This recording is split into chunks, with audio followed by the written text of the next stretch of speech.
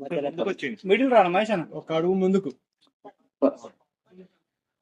పెద్దలు గవర్నీయులు నారగోపాల్ గారు, పెద్దలు కోదండరామ్ గారు, ఈ కార్యక్రమం రావడానికి కారకులు మిత్రులు నిర్ణల, మా మిత్రుడు ఇవాళ క్రియేషన్ నిర్ణల క్రియేషన్తో మంచి పాట, ఆ పాట వింటా ఉంటే కళ్ళకు నీళ్ళు వస్తూ ఉంటాయి.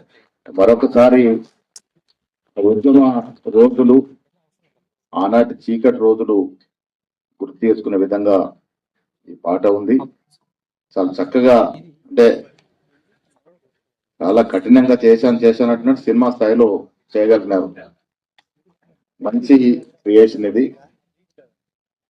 నటులు కూడా చాలా చక్కగా చేశారు. ఆ మిత్రుడు గంగారాం చూస్తా ఉంటే నిజం కూడా నీలమైపోయి దాంట్లో పాత్ర నిర్వహించాము. గద్దర్ రమేష్ గారు కూడా బాగా చేయడం జరిగింది. ఉద్యమం అనేది నశించిపోయేది కాదు, అవసరమైనప్పుడే ఉద్యమం చేస్తే సరిపోదు. ఇవాళ ఉద్యమం ఉండాల్సిన అవసరం ఉన్నది. ఆనాడు ఉద్యమం మన తెలంగాణ కోసం చేసుకున్నాం.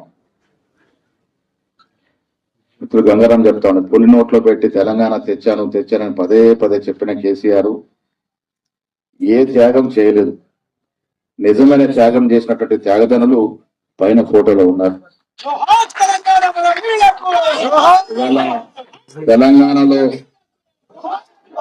ఘనంగా కార్యక్రమాలు చేసుకుంటున్నామన్నా, గొప్పగా మనం జీవిస్తున్నామన్నా ఆ మహనీయులు శ్రీకాంతాచార్య మొదలుకొని యాదిరెడ్డి గారి, సింగపు యాదయ్య గాని, సుమన్ గాని, వేణుగోపాల్ రెడ్డి గాని, సువర్ణ గాని, పోలీస్ మల్లయ్య గాని, కిష్టయ్య గాని, వీళ్ళందరి యొక్క త్యాగం, వారికి తోడు ముందు నడిపినటువంటి కోదండరామ్ గారు, రఘుగోపాల్ గారు.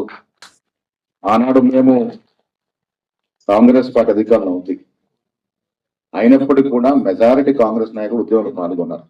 మరి ఎంపీలు కావచ్చు, ఎమ్మెల్యేలు కావచ్చు, మెజారిటీ శాతం మంత్రులు కావచ్చు. తెలంగాణ వచ్చిన రోజున ఎవరు ముఖ్యమంత్రి ఏముంది, కావాల్సుకున్న తెలంగాణ, కోరుకున్న తెలంగాణ వచ్చింది. కోరుకున్న తెలంగాణ సఫలమైతే చాలు, ఎవరు ముఖ్యమంత్రి ఏంటి అనేటువంటి అసలు మనం కేసీఆర్ గారిని ముఖ్యమంత్రి చేసుకున్నాం. వాస్తవాలకు వెళ్తే ఏ ఆశలతో ఆకాంక్షలతో తెలంగాణ తెచ్చుకున్నామో, ఏ ఆకాంక్షల కోసం వారు ప్రాణత్యాగం చేశారో, ఆ తెలంగాణ 10 ఏళ్లలో 10% కూడా సాకారం కాలే. బంగారు తెలంగాణని పలుకులు పలికినటువంటి కేసీఆర్ ఈ దేశంలో ఎంతమంది బంగారమయ్యారో ఒకసారి ఆలోచించుకోవాలి. కేసీఆర్ కుటుంబ సభ్యులు, వారికి తాబేదారులుగా ఉన్నటువంటి మంత్రులు, ఎమ్మెల్యేలు, కొంతమంది ఎంపీలు బంగారమయమయ్యారు కాదు తప్ప సామాన్యుడి బతుకులు మాత్రం బంగారమై కాలే. కోరుకున్న ఉద్యోగాలు రాలే, కోరుకున్న విధంగా నీళ్లు సాకారం కాలే. నీళ్ల పేరిట లక్షల కోట్ల రూపాయల దోపిడీ జరిగింది, నిధుల పేరిట మోసం జరిగింది. ఆనాడు అంబాసిడర్ కారులో తిరగడానికి పెట్రోల్, డీజిల్ అనేటువంటి కేసీఆర్ కుటుంబ సభ్యులు ఇవాళ 10 కోట్ల కార్లు తిరిగే స్థాయికి ఎదిగినారు. కానీ సామాన్యుడికి మాత్రం దొరకలేదు.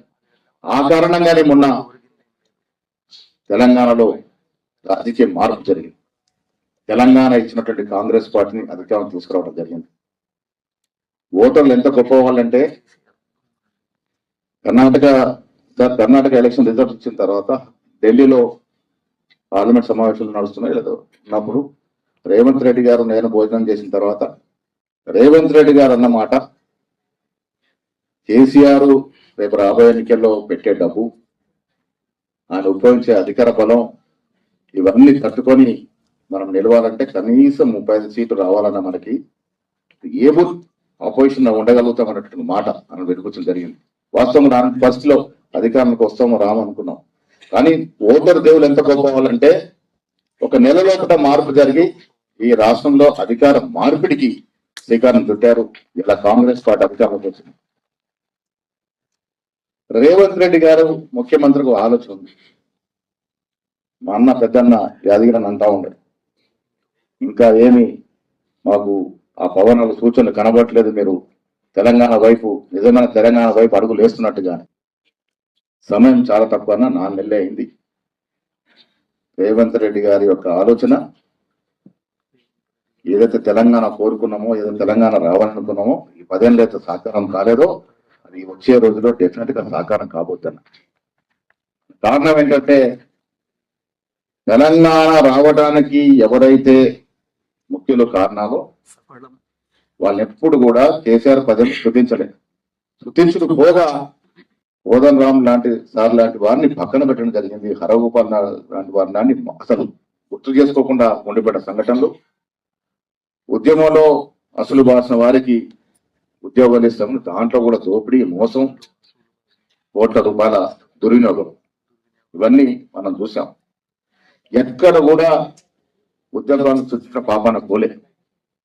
అధికారం రాగానే అధికార మదం నెత్తికెక్కి నేను ఒక చక్రవర్తి లాగా, కింద మంత్రులు ఎమ్మెల్యేలకు సామంతులాగా వ్యవహారం జరిగింది. ప్రజాస్వామ్యం విలువ లేకుండా పోయింది, రాజ్యాంగానికి విలువ లేకుండా పోయింది, ధర్నాలు చేద్దామంటే అవకాశం లేకుండా పోయింది. అలాంటి పాలన 10 ఏళ్ళు జాగింది. ఇవాళ చమరగీతం పాడారు జనం. నేను కోదండరామ్ సార్ మొన్న ముఖ్యమంత్రి గారితో సిపిఐతో మాట్లాడినప్పుడు రేవంత్ రెడ్డి గారి ఆలోచన జూన్ 2న జరగబోయే తెలంగాణ అవతరణ దినోత్సవం రోజున సోనియా గాంధీ గారు తెలంగాణ ఇచ్చిన ప్రదాత. నేను మళ్ళీ చెప్తున్నా మిత్రులారా, సోనియా గాంధీ స్థానంలో ఇంకే దేవత ఉన్నా తెలంగాణ వచ్చేది కాదు. ఆవిడకు ఒక ఆలోచన, ఎన్నేళ్లు ఉన్నా ఆంధ్ర చేతిలో తెలంగాణ వారు బలగక తప్పదు అని ఒక మైండ్ ఏదో కోసం పెట్టుకుందామని. ఆనాడు ఇన్ఛార్జ్ కూడా గులాం నబీ ఆజాద్ గాని దిగ్గేసింది. ఎవరికి తెలవలే ఆమె ఆలోచన, ఉన్న ఫలంగా ఇంప్లిమెంట్ చేసింది, ఇచ్చింది. ఆవిడని సత్కరించుకు అవసరం ఉంది. కాబట్టి జూన్ 2న జరిగే తెలంగాణ అవతరణ దినోత్సవం రోజున పెద్దలు కోదండరామ్ గారి సారథ్యంలోనే ఎవరెవరైతే తెలంగాణ కోసం పాటుపడ్డారో, ఎవరెవరైతే అమరులైనరో వారందరినీ కూడా వేదిక పైన సోనియా గాంధీ గారి చేతుల మీద సత్కరించుకునే కార్యక్రమంలో భాగంగా మొన్న కూర్చొని మేము ఒక నిర్ణయం చేయడం జరిగింది. ఆ పనిలో కోదండరామ్ సార్ ఉన్నారు ఇప్పటికే.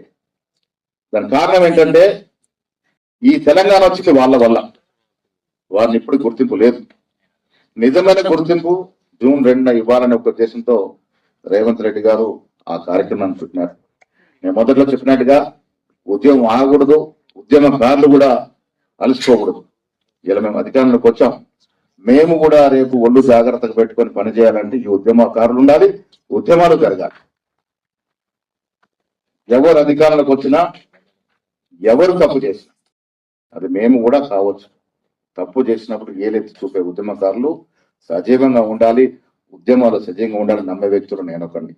రేపటి రోజున నాకైతే పరిపూర్ణ నమ్మకం ఉంది, రేవంత్ రెడ్డి గారి ఆధ్వర్యంలో మన జరిగిన దోపిడీ ప్రాజెక్టుల పేరిట ఎందుకు పనికిరాని కాళేశ్వరం ప్రాజెక్టు కట్టినారు, వయబులు కాదని తెలిసి, ప్రాజెక్టు సాకారం కాదు, ఎవరికి నీరు రాదని తెలిసి కూడా 1,20,000 కోట్లు గోదావరి నదిలో పోసినారు. కుంగిపోయినాయి ప్రాజెక్టులు, మేడిగడ్డ ప్రాజెక్టులు. ఎవరు కారకులు? తినేసి వెళ్ళిపోయినారు. రేపు పరిస్థితి బాగోలేకుండా ఇంగ్లాండ్కు అమెరికా పయనమవుతారు. కానీ ప్రజలకు నష్టం జరిగింది. ఆ నష్టాన్ని పూడ్చాల్సిన అవసరం ఉన్నది. యాదగిరి చెప్పినట్టుగా మెల్లమెల్లగా ఆ కార్యక్రమాలన్నీ జరుగుతాయి. ఎందుకంటే మన డెమోక్రటిక్ సిస్టమ్ లో ఉన్నాము, ఒక ప్రొసీజర్, ఒక ప్రాసెస్ ఉంటుంది. నేను మళ్ళీ మీరు అన్నమాటగా పెద్దలు కోదండరామ్ గారు, మేము రేవంత్ రెడ్డి గారి దృష్టికి తీసుకెళ్తాం. వీలైన